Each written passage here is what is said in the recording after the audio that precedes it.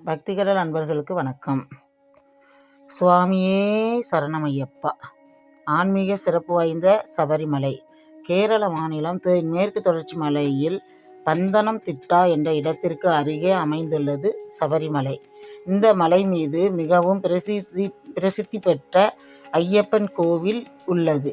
இங்கு கார்த்திகை மாதம் 1ஆம் தேதியில் இருந்து ஐயப்ப பக்தர்கள் மாலை அணிந்து விரதம் மேற்கொண்டு இருமுடி கட்டி ஐயப்பனை தரிசிக்க செல்வார்கள். சபரிமலை ஐயப்பன் ஆலயம் கடல் மட்டத்தில் இருந்து சுமார் 1535 அடி உயரத்தில் அடர்ந்த காட்டு பகுதியில் இருக்கிறது. மலை மீதுள்ள இந்த ஆலயத்தை அடைவதற்கு 2 பாதைகள் இருக்கின்றன. எரிமேலி என்ற இடத்தில் இருந்து அடர்ந்த காட்டுப்பகுதி வழியாக 61 கிலோமீட்டர் நடைபயணம் செல்ல வேண்டும். இது பெருவழி பாதை. மற்றொன்று பம்பை ஆற்றிலிருந்து 5 கிலோமீட்டர் நடைபயணம் செய்ய வேண்டும். இது சிறுவழி பாதை. கார்த்திகை மாதம் என்றாலே ஐயப்ப பக்தர்கள் சரணகோஷம் ஒலித்து கொண்டே இருக்கும். ஆண்டுதோறும் ஏராளமான ஐயப்ப பக்தர்கள் மாலை அணிந்து விரதம் இருந்து இருமுடி கட்டி 18 படிகள் ஏறி ஐயப்பனை தரிசிக்கிறார்கள். அகிலத்தை காக்கும் அகிலாண்ட கோடி பிரம்மாண்ட நாயகியாக அன்னை லலிதா திரிபுர சுந்தரி இருக்கிறார். இவரை பிரம்மா, விஷ்ணு, சிவன் மூவரும் தவமிருந்து வழிபட்டனர். அவர்கள் முன் தோன்றிய அம்பாளிடம் விஸ்வரூப தரிசனம் காட்டியருள வேண்டும் என்று வேண்டினர். அதன்படியே தன்னுடைய விஸ்வரூப தரிசனத்தை அம்பாள் காட்டினார். அப்போது அந்த தேவியின் இதயத்தில் 1,00,000 இதழ்கள் கொண்ட தாமரை பூவில் ஒரு சக்தி இருப்பதை மும்மூர்த்திகளும் கண்டனர். அந்த சக்தியே மகா சாஸ்தா. அந்த சக்தி தனக்கு பிள்ளையாக பிறக்க வேண்டும் என்று சிவபெருமானும் மகாவிஷ்ணுவும் மனதிற்குள் நினைத்தனர். அதன்படியே சிவனுக்கும் மோகினி அவதாரம் எடுத்த மகாவிஷ்ணுவுக்கும் ஹரிஹர அம்சமாக ஐயப்பன் என்ற பெயரில் அவதரித்தார் சாஸ்தா.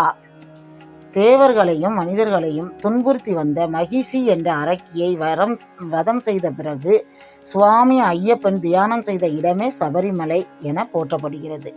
18 மலைகளுக்கு இடையே சுவாமி ஐயப்பனின் கோவில் இருக்கிறது. இந்த ஆலயத்தை சுற்றிலும் மாளிகைபுரத்தம்மன், கன்னிமூல கணபதி, வாவர் சுவாமி, கடுத்த சுவாமி ஆகிய துணை தெய்வங்களும் உள்ளன.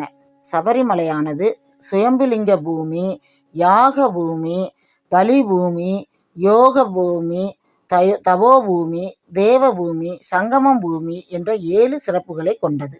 இங்கு சிவனை போல தியான கோலத்திலும் முக்தி அளிப்பது, விஷ்ணுவை போல விழித்த நிலையிலும் காத்தல் தொழில் ஐயப்பன் அருள் பாலிக்கிறார். ஐயப்பனுக்கு பிடித்தமான அபிஷேகம் நெய் அபிஷேகம். பக்தர்கள் இருமுடி கட்டி கொண்டு தேங்காய்க்குள் இருக்கும் நெய்யை கொண்டு ஐயப்பனுக்கு அபிஷேகம் செய்கிறார்கள். இறைவனுக்கு அபிஷேகத்துக்கு பக்தர்கள் அளித்த நெய் ஜீவ ஆத்மா, பரமாத்மாவுடன் இறைவன் இணையும் தத்துவத்தை வெளிப்படுத்துகிறது. சபரிமலை ஐயப்பனுக்கு விபூதி, சந்தனம், பால், பன்னீர், தேன், பஞ்சாமிர்தம், இளநீர், 108 1 ரூபாய் நாணயம் ஆகிய 8 பொருட்களை கொண்டு செய்யப்படும் அபிஷேகம் அஷ்டாபிஷேகம் என்று வழங்கப்படுகிறது. இந்த ஆலயத்திற்குள் வரும் பக்தர்கள் அங்கு எழுதப்பட்டிருக்கும் தத்வமசி என்ற வார்த்தையை பார்த்திருப்பார்கள்.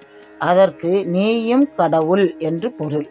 மகர சங்கராந்தி தைப்பொங்கல் அன்று இத்தல இறைவனான ஐயப்பன் பொன்னம்பல மேற்றில் பக்தர்களுக்கு ஜோதி வடிவில் காட்சி தருவார்.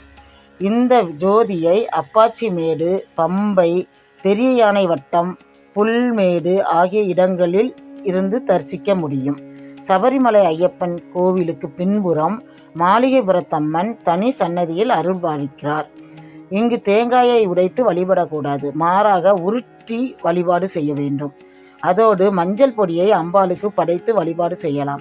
ஐயப்பனை புகழ்ந்து பாடும் பாடல்கள் பல பக்தர்களால் பாடப்பட்டிருந்தாலும் சபரிமலை ஆலயத்தில் நடை சாத்தப்படும் நேரத்தில் இசைக்கப்படும் ஹரிவராசனம் பாடல் மிகவும் முக்கியமானது. இது ஐயப்பனுக்கான தாலாட்டு பாடலாகும். சபரிமலைக்கு வரும் பக்தர்களுக்கு கோவில் சார்பாக அரவணை பாயாசமும் அப்பமும் பிரசாதமாக வழங்கப்படுகிறது. இதில் அரிசி, நெய், சர்க்கரை, ஏலக்காய் கலந்து செய்யப்படும் அரவணை பாயாசம் பலரது விருப்பமானதும் சுவைக்கு புகழ் பெற்றதும் ஆகும். சபரிமலை ஆலயத்தின் நிர்வாக உரிமை திருவாங்கூர் தேவஸ்தான குழுவிடம் உள்ளது. ஆலயத்திற்குள் பூஜை செய்யும் அதிகாரம் பெற்றவர்கள் தந்திரிகள் ஆவர். திருவாங்கூர் தேவஸ்தானம் சபரிமலை ஐயப்பன் கோவிலை சுமார் 30 கோடி ரூபாய்க்கு காப்பீடு செய்திருப்பது குறிப்பிடத்தக்கது. ஆண்டுதோறும் கோடிக்கணக்கான பக்தர்கள் சபரிமலைக்கு புனித பயணம் மேற்கொண்டு வருகின்றனர்.